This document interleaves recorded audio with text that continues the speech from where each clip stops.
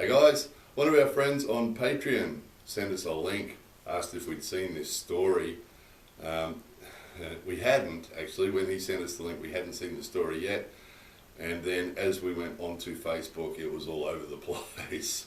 So it seems what's happened is whoever looks after the website for the Osaka subway system decided that they were going to put, or the powers that be, the old men who run the place, decided that they were going to put some English pages on their website, which is a great idea, always a great idea. Part of the push, to get ready for the 2020 Olympics is let's get some English up and running.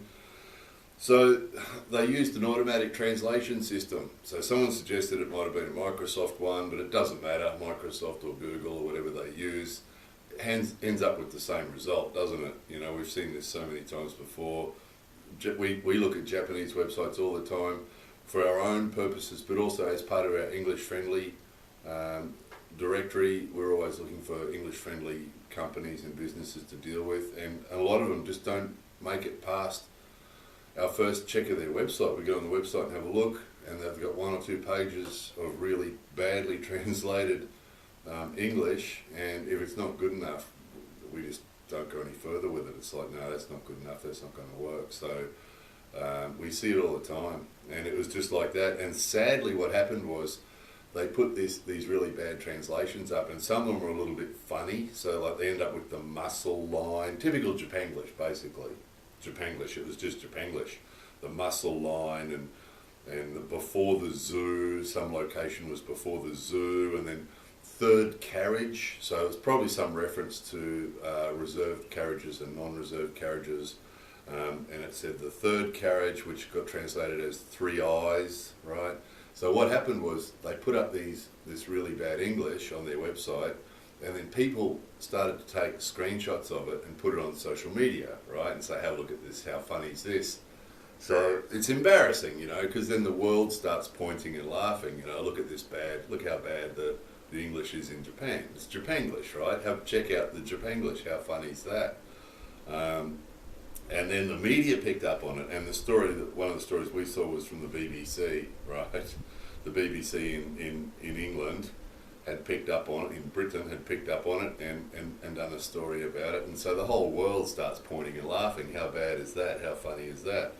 And so eventually obviously that's got back to the old men that run the place, and so the English has been taken down. So now if you go to that website, it's all just Japanese again. So it's just, we're still 500 days away from the start of the 2020 Tokyo Olympics, and already the world's media is looking at us and pointing and laughing, And as we anticipated, we predicted this years ago when the 2020 Olympics was first given to Tokyo, and the Japanese governments, both the prefectural governments and the city governments and the national government all started talking about, let's get the English up to scratch before 2020, and we predicted back then it wasn't going to happen.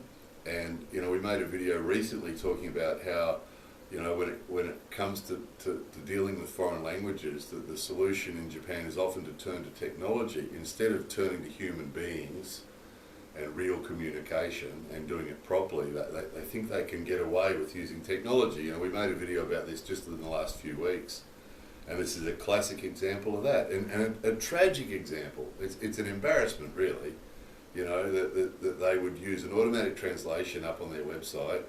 And we see it all the time with companies, and that's just what they do. But to see it from a government or from a government organisation like this, that's such high profile, and obviously nobody competent in English checked it.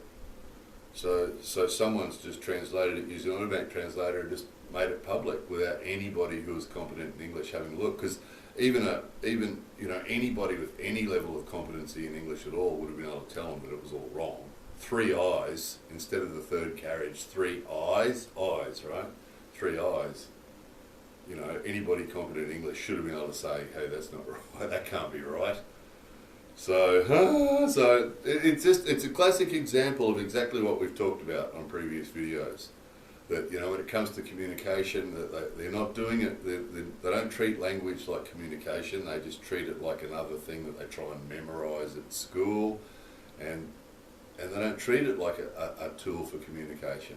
And again, classic example of that. Let's just get the technology to translate this and we'll just put that on the website. That'll do.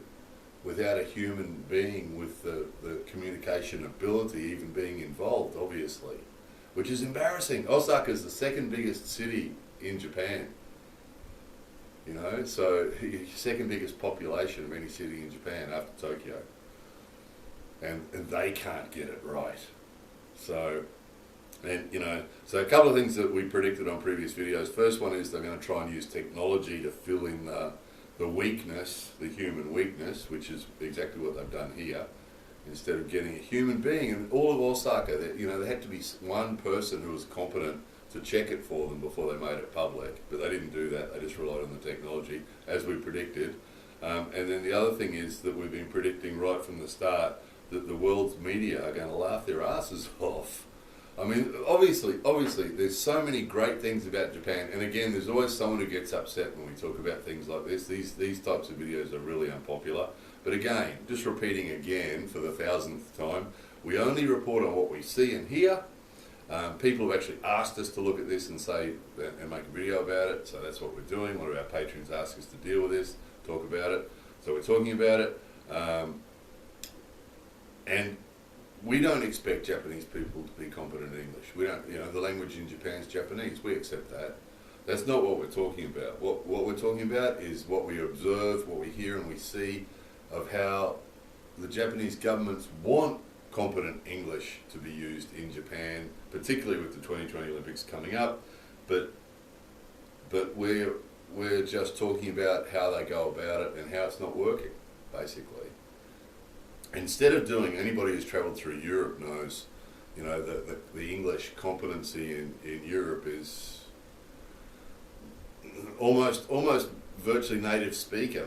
Most of the English you experience in Europe is usually pretty much native speaker level, you know, and the people you speak to in English in Europe often is native speaker. A lot of them speak English much better than I do.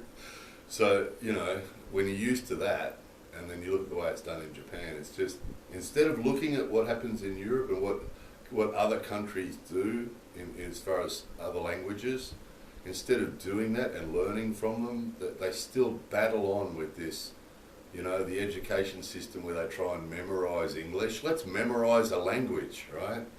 And not treating it like a communication tool. And then trying to cheat with technology. Oh, well, we don't know much about languages, so let's just use technology to fill in our weakness. And it just doesn't work, does it? Obviously. So as we've predicted, we're going to see more of this. Obviously, there's so many great things about Japan. I mean, we've made, you know, 3,500 videos about how wonderful things in Japan. So obviously, you can't turn around without seeing something fabulous here, you know. And obviously the world's media will do that when they come here next year. They're going to come here and they'll be reporting all the time on all the wonderful things that they see in Japan, how wonderfully clean and organised and tidy and how polite everyone is and how great the food is and, you know, how cheap everything is compared to a lot of other countries. And, you know, the wonderful things about Japan will abound and it will be easy for the media to do that. But you know what's going to happen. You know, the media are going to have a lot of free time here. And these sort of stories are the ones, these are the ones that get picked up. You know, this went crazy on social media apparently, as you can imagine. People love this stuff. Japanglish, you know. People love Japanglish. You know, and it's just too easy. We have no worries collecting material for our Japanglish videos. It's easy. We see it every day. Every day. A lot of the Japanglish we see, we're too busy to take a video of it. It's just everywhere. Trucks drive past. Oh, that was a good one. It's everywhere, every day, and because the world's media is going to be here, and all this sort of stuff, not just the Japanglish, but there's lots of stuff here that they're going to pick up on. It's going to be a bit embarrassing. It's going to be a bit embarrassing, and you know, I mean, again, we're not being critical. We're not saying anything should be different than what it is. We're just saying this is what's going to happen.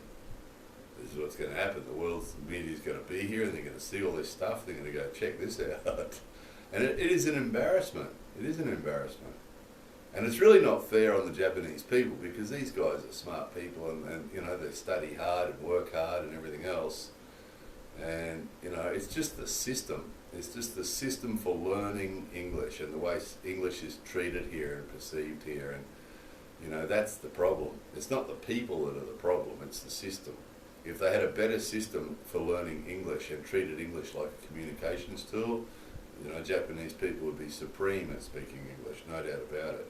But the system lets them down. The way it's taught, the way it's treated, just the way it's seen. You know, by mostly here it's just seen as decoration and not seen as a communication tool at all. So that's why this sort of last minute sort of let's try and use it for communication thing is just failing. Because, you know, obviously you can't do that, can you? You know, you can't suddenly turn around and go, oh, we need to use it for communication now, not just for something to write on a t-shirt. Quick, get some technology. It's just not going to happen, is it? So this isn't going to be the last. We're going to see more and more and more of this over the next 500 days until the end of the Olympics, which is 515 days away.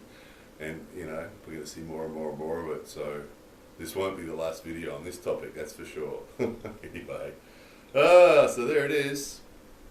The world's pointing and laughing again. More videos coming soon.